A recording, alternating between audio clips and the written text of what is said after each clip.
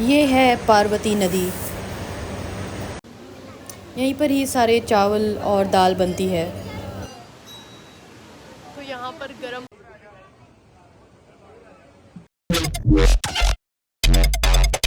Hello guys, कैसे हैं आप सब? I hope you all are doing good.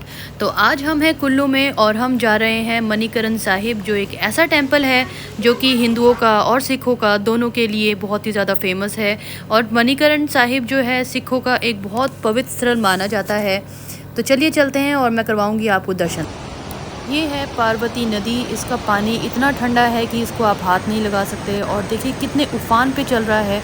और ये पार्वती घाटी जो है, पार्वती वैली जो है, वो इसलिए फेमस है क्योंकि यहाँ पर जो है शिवजी भगवान ने करीब 3000 वर्षों तक ध्यान किया था।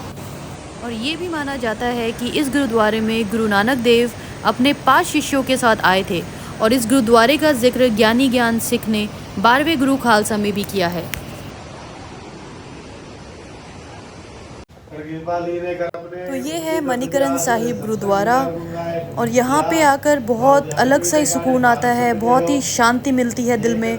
और ये एक ऐसा गुरुद्वारा है जहाँ पे मैंने फ़र्स्ट टाइम भगवान जी की फ़ोटोज़ लगी हुई देखी।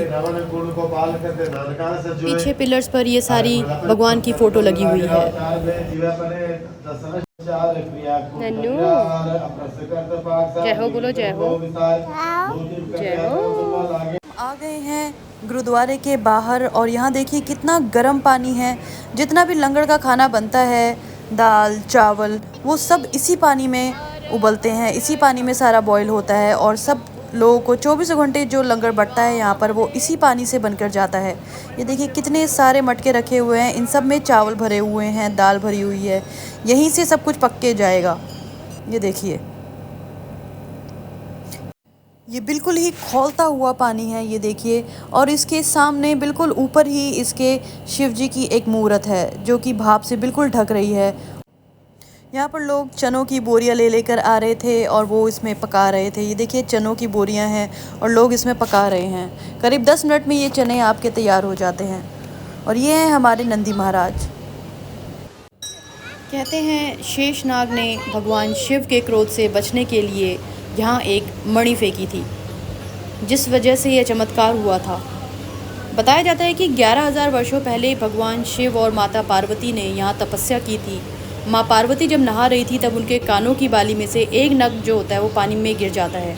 फिर भगवान शिव अपने गणों से बोलते हैं इस मणि को ढूंढने के लिए, लेकिन वो मिलता नहीं है। इतने में भगवान शिव जो होते हैं वो नाराज़ हो जाते हैं और अपना तीसरा नेत्र जो है खोल देते हैं, जिससे नैना देवी नामक एक शक्ति पैदा होती है। फिर नैना देवी उनको बताती है कि ये मणि जो आपको मिलेगा वो शेषनाग के पास है। तो शेषनाग ने जब मणि को देवताओं की प्रार्थना करने पर वापस कर दिया, लेकिन वे इतने नाराज़ हो गए कि उन्होंने इतनी ज़ोर से फुंकार मारी कि इस जगह पर गर्म जल की धाराएं जो है फूटने लगी। तभी से इस जगह का नाम जो है मणिकरण पड़ गया। इस गुरुद्वारे में 24 घंटे लंगर की व्यवस्था है। यहाँ पर चाय भी मिलती है और सारी चाय जो है इसी गर्म कुंड से बनती है। ये देखिए चाय का बर्तन लेके जा रहे हैं और लोग, छोटी छोटी बोरियाँ यहाँ पर मिलती हैं, लोग यहाँ पे बेचते हैं चनों की बोरियाँ, जैसे कि लोग यहाँ पर खुद पकाते हैं। और ये देखिए चावल बन के तैयार हो गए हैं।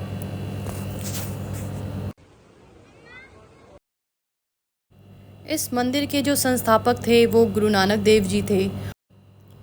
कहा जाता है कि गुरु नानक देव जी ने यहाँ पर बड़े बड़े चमत्कार किए थे और यहाँ पर ही ध्यान लगाया था उन्होंने।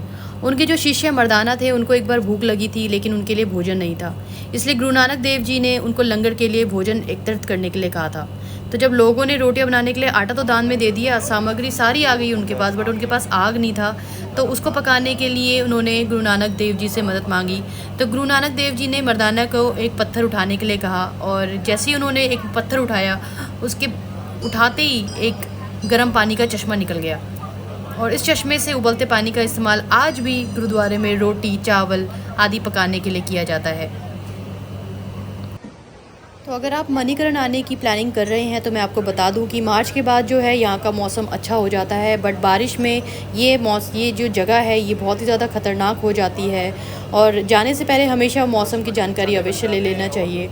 और पार्वती नदी में कभी भी नहाने का खतरा नहीं उठाना चाहिए, क्योंकि इस नदी का पानी इतना ठंडा है और इसका वेग इतना तेज़ होता है कि अच्छे से अच्छे तैराक जो होते हैं वो भी इस नदी में जो है अपना संतुलन नहीं बना सकते। मणिकर्ण में नहाने के लिए छोटे छोटे कुंड बनाए हुए हैं जहाँ पे गर्म पानी की व्यवस्था है। वहाँ पर आप नहा सकते हैं और कहते हैं वहाँ पे जो जोड़ों की दर्द है और जो बीमारियाँ हैं वो भी ठीक हो जाती है। तो ये थी मणिकर्ण के पीछे की कहानी। आई होप आप सबको पसंद आई होगी। अगर पसंद आए तो please like share and subscribe करना ना भूलें। And thank you so much for watching guys.